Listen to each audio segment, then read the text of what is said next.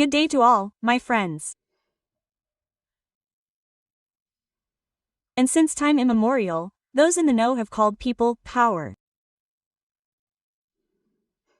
Knowledgeable, aware people.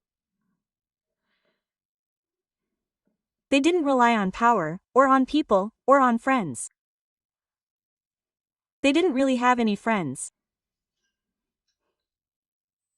Or on human mercy. They relied on otherworldly forces. They knew there were forces that could hear and help.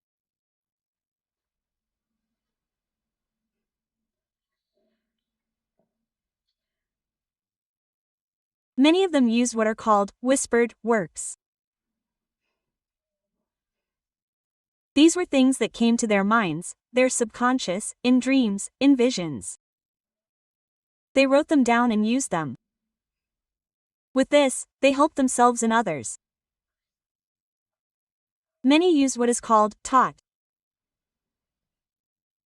This was what was left to them by their ancestors.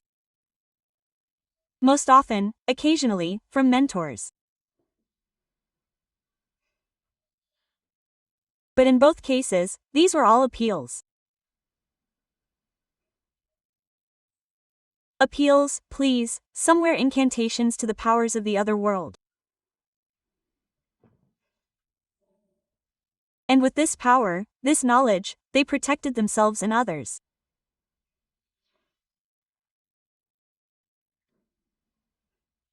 They taught people how to protect themselves from evil people, from bad, disastrous circumstances.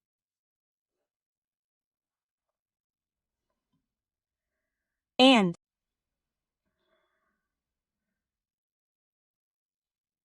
I, being a person who has been through a lot of bad things in life, a lot of terrible and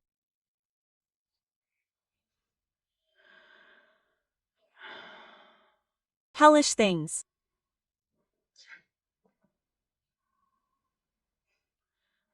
Apparently, the forces were testing in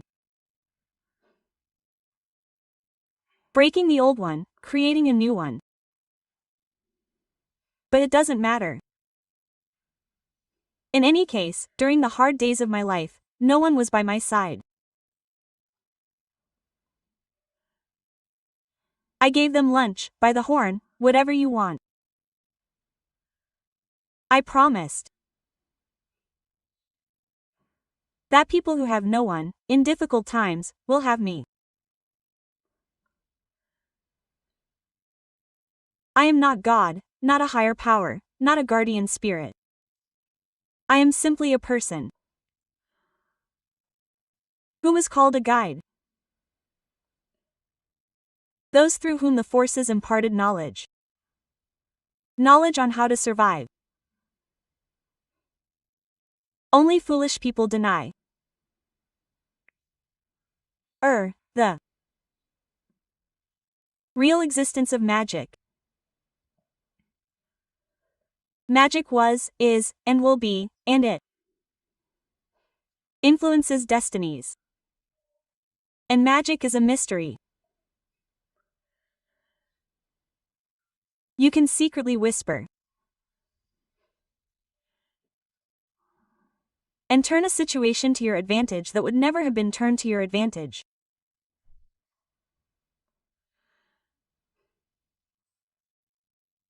You can whisper, and you'll be saved from terrible events, fateful moments, and so on and so forth. And no one knows what you said or who you asked, but you're saved.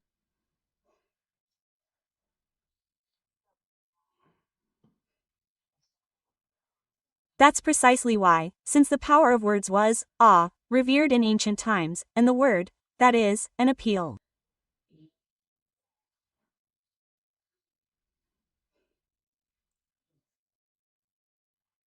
Through words to the forces of the universe that helped a person in difficult times, powerful words, namely spells, were so revered.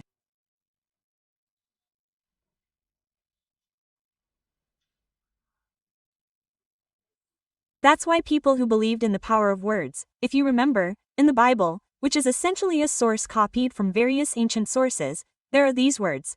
In the beginning was the Word, and the Word was with God, and the Word was God.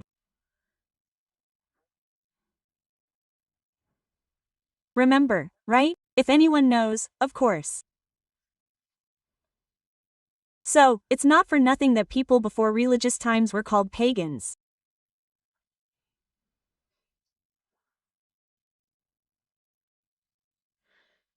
Their language was powerful, language, that is, the incantation word. The word had power for these people, because they were closer to nature, to the universe, were not yet so cluttered with all this everyday stuff, all these immutable human passions.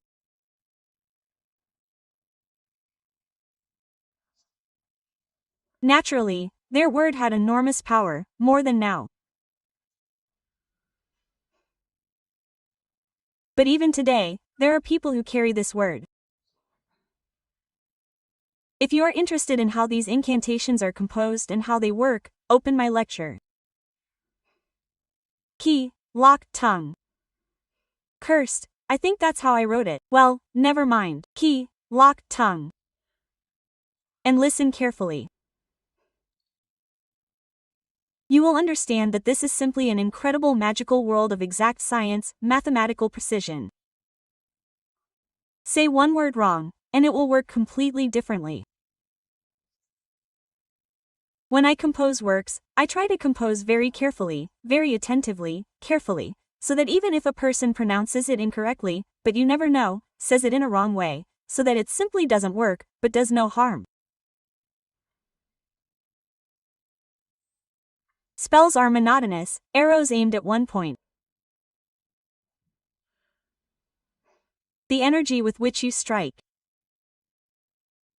In medieval times, when they conquered fortress cities, how was it done? These machines that smash through walls. In the ancient, East, they were called bobbins. These bobbins, which smashed huge blocks of simply tied rocks, they hit this wall until they destroyed it.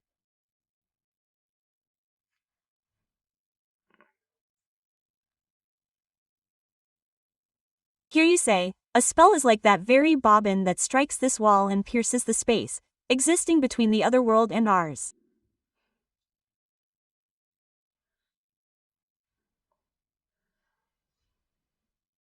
Why is the energy of fire often used? More often than water, than some attributes. Candles are present in almost all rituals. A candle is a door. Lighting a candle is the same, like in a figurative sense. We knock on the door, and from there they tell us what we need. And you make your request. It's the same thing. It pierces the space. It doesn't just pierce the ether, the so-called stratosphere, right? You didn't just light it, it just went out like fire and smoke, like space. No, it opens an invisible door, that very portal to that other world. It's a connection between the physical and spiritual planes. The physical is wax. It's the power of the earth. Because wax is nectar collected from flowers, which is then transformed. Well, honey, wax, they all come from there.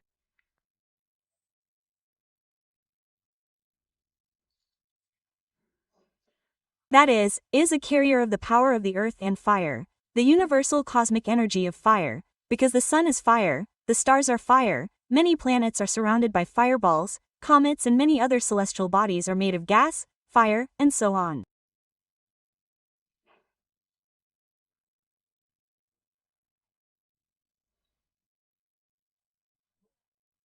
And in general, fire and the sun were worshipped as a carrier of the power of fire, the energy of universal fire. So, light a candle, open a portal, and the physical and spiritual worlds are connected. The energy of fire opens this door. That's why fire is present in many rituals, not always required, but many rituals. Even if a candle doesn't figure in any way, isn't involved in the spell or the work, it's still there somewhere.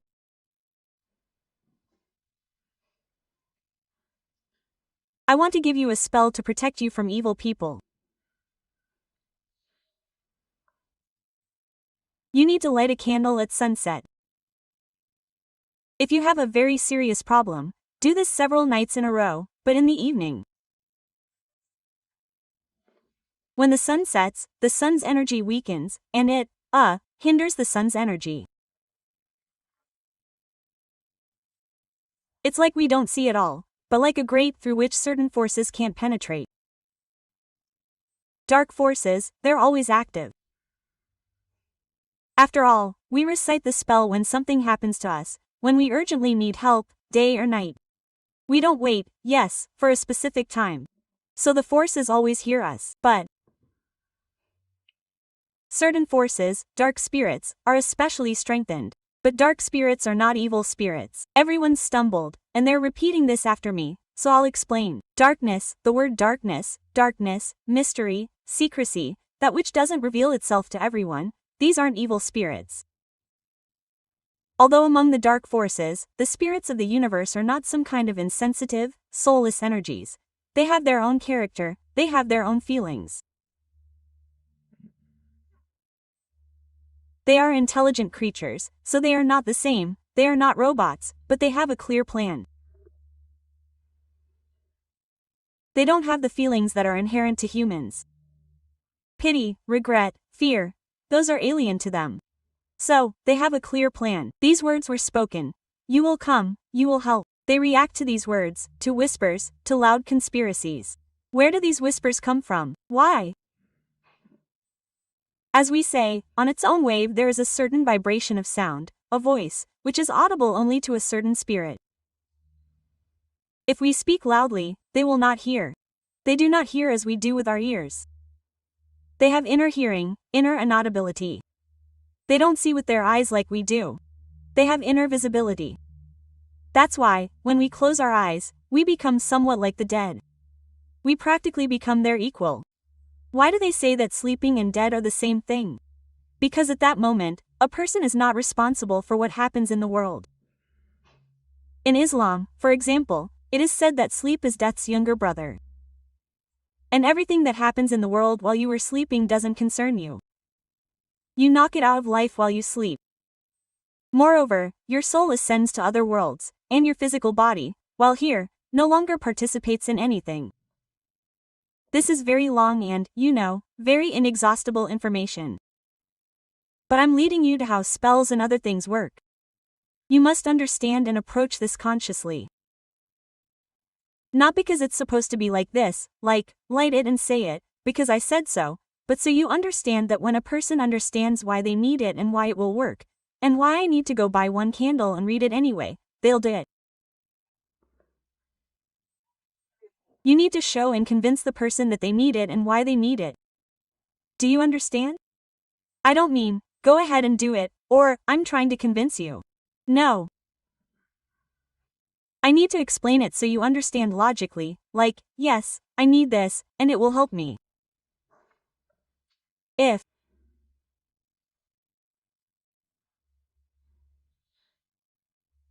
you're threatened with something, if you're afraid of thieves or some bad people, if you're afraid of people coming to your house as some kind of inspection,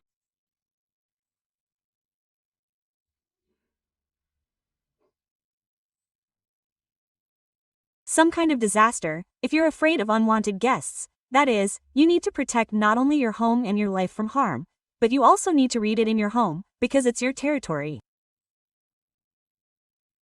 It doesn't matter whether you rent this apartment or it's your home. At sunset, when the sun begins to set, light any candle. The color doesn't matter. The main thing here is fire and wax. Well, of course, a black candle or a regular candle, not multicolored, is preferable, but if you don't have anything, you can light this. Stand near the door, open the door near, the main doors. If it's an apartment and you're worried about the neighbors seeing it or something, open the door slightly and, holding the candle, recite so that no one sees, hears, or understands what's going on there. You can recite quietly and close the door. So, if it's a private house, of course, not near the gate, but near the main entrance doors. If you have 2 entrance doors, for example, there's an attic or whatever they have there, or a balcony, or something like that, or whatever else they call it, a loggia, I don't know, then this is the main door through which you enter your house.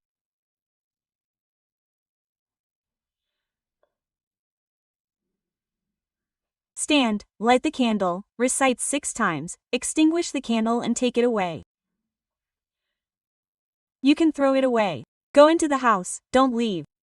After a while, you can go out, but now that you've read it, go in and stay at home for at least, I don't know, 15 to 20 minutes.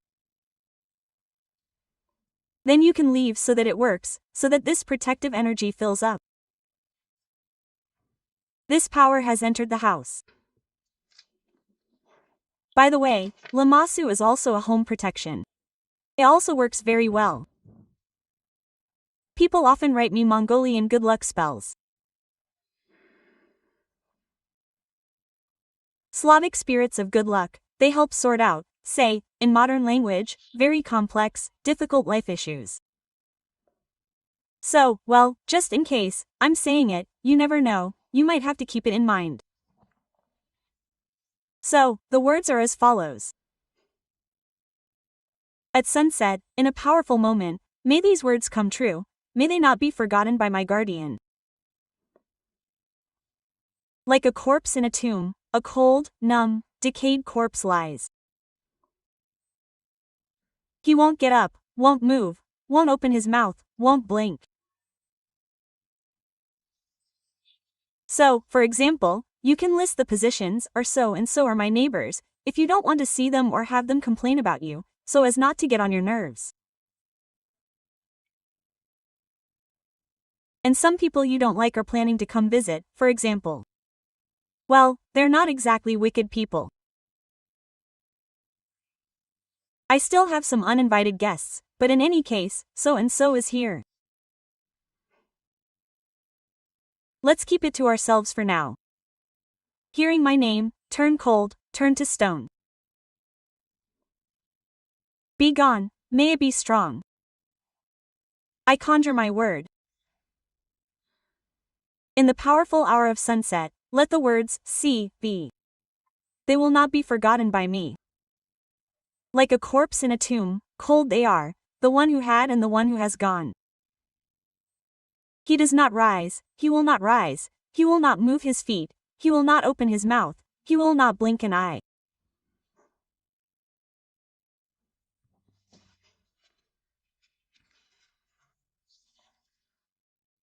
So too, upon hearing my name, become silent, cold, petrified, and stony, vanish, may my word be firmly sworn. In the hour of sunset, in this powerful moment, let these words be my guardian, not forgotten, as a corpse lies cold, dumb, and decayed in a tomb. He will not rise, he will not move his feet, he will not open his mouth, he will not blink an eye. So too, upon hearing my name, become silent, cold, petrified, and stony, vanish, may my word be firmly sworn.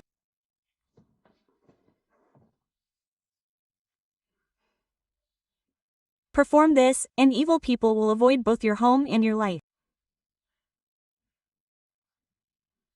This can also be done at the dacha, if you are afraid that no one will enter there. Well, you can name them, for example, thieves, villains, and so on. You can simply call them, rot away, perish, but in the plural.